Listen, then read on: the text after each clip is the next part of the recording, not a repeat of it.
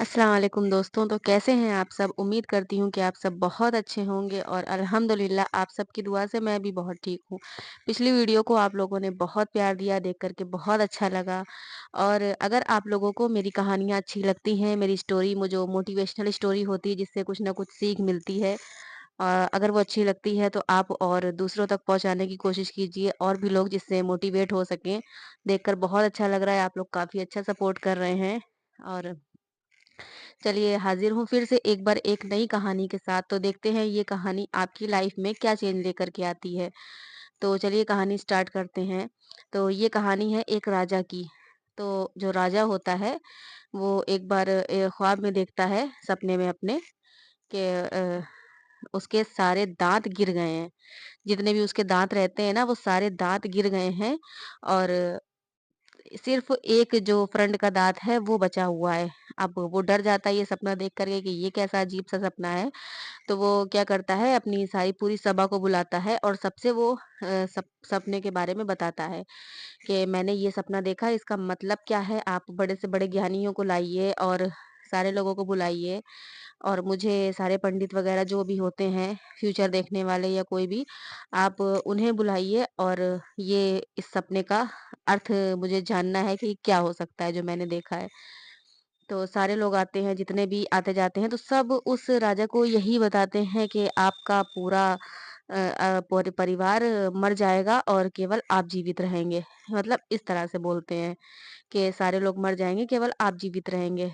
जितने भी लोग आते-जाते हैं, बड़े से बड़े ज्ञानी, इसका अर्थ ये है कि आपके परिवार में जितने लोग हैं, सबकी मृत्यु हो जाएगी, केवल आप जीवित रहेंगे। अब उसको ये सोच सुनकर गुस्सा आता है। वो सारे लोगों के ऊपर बहुत क्रोधित होता है। वो क्या बोलता है कि ये सारे लोगों को बंदी बना लो। इन्होंने हिमाकत की है ऐसा बोलने की, इनको ऐसा नहीं बोलना चाहिए था, इन्होंने ये बोल कर के गलती की है कि मेरे परिवारजन जितने भी हैं वो मर जाएँगे। तो और केवल मैं बचूँगा, तो इन सबको बंदी बना लो, इन सबको सज़ा दी जाए। फिर परेशान रहता है, क्या है, क्या हुआ, ऐसा है, क्या हुआ? फिर उसकी सभा में एक लड़का आता है, नौजवान लड़का रहता है, तो वो बोलता है कि मुझे आपके सपने का अर्थ पता है। तो राजा बोलते हैं, "ठीक है, बताओ।" तो वो लड़का एक्सप्लेन करता है कि आपकी दीर्घायु है, सबसे ज़्यादा अपने परिवार में आप ही जीवित जीवित रहेंगे और आप ही शासन करेंगे और हम लोग इतने भाग्यशाली हैं कि आपका शासन आपके राज्य में हम लोग रहेंगे, आप हम पर राज्य करेंगे।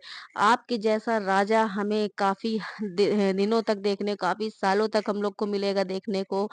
यानी कि वो इस तरह से बताता है, बात वही रहती है लेकिन वो किस तरह से बताता है कि आपकी आयु दीर्घ होगी। अपने जितने भी आपके फैमिली मेंबर्स हैं सबसे ज़्यादा आप जिएँगे और आप हम लोगों पर शासन अधिक कर सकते हैं। जितने आपके पूर्वजों ने नहीं किया है हम पर शासन, उतना ही उससे कई ज़्यादा शासन आप हम लोग पर करेंगे।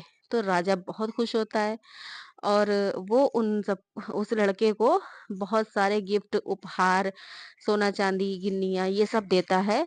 लड़का भी बहुत खुश होता है और लड़का वहाँ से चला जाता है। वो जाने लगता है तो वही कारागार जो जिसमें वो सबको बंद करा था राजा ने, जिन्होंने बोला था तुम्हारे घर में सबकी मृत्यु हो जाएगी, वो सब मिलते हैं।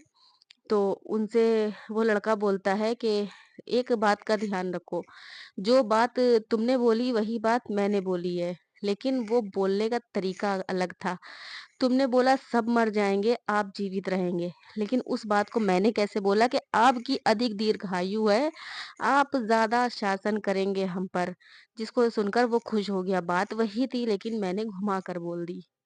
तो आपको सबसे पहले ये कहानी छोटी-सी है लेकिन बहुत अच्छा सिखाती है आपको एक सीख सबक दे कर के जाती है, कि आपको ये तो पता रहता है कि क्या बोलना है, लेकिन किस तरह से बोलना है ये नहीं पता है।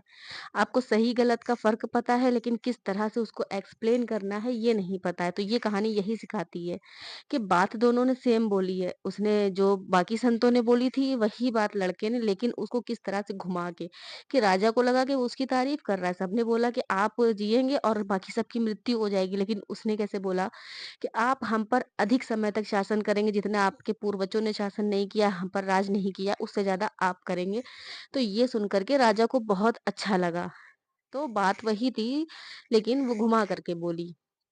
तो इसीलिए हमारी आपकी भी लाइफ ऐसी होती है।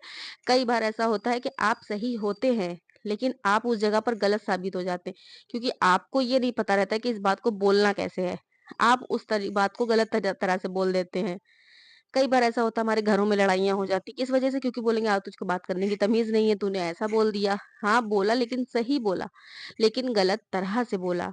इसलिए पहले जो कुछ भी बोल रहे हैं आप नाप लें, तौल लें कि क्या सही है, क्या गलत है या कैसे बोलना है मुझे।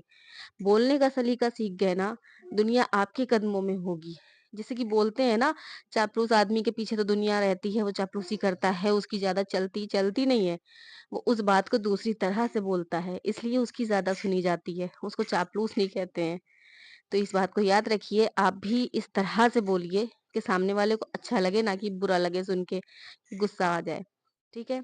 तो उम्मीद करती हूँ कहानी अच्छी लगी होगी, समझ में आई होगी। बहुत छोटी स्टोरी है लेकिन कुछ न कुछ सीख दे कर के जाती है। तो कहानी अच्छी लगी हो तो लाइक, शेयर, सब्सक्राइब ज़रूर करके जाइएगा और एक प्यारा-सा कमेंट ज़रूर कर दीजिएगा कि आप लोगों को कहानी अच्छी लगी या क्या सीख मिली है। तो चलिए मिलते हैं फिर नेक्स्ट स्टोरी में, अगली कहानी में। तब तक के लिए खुदा हाफ़िज़, अल्लाह हाफ़िज़, अस्सलाम वालेकुम और दुआओं में याद रखिएगा।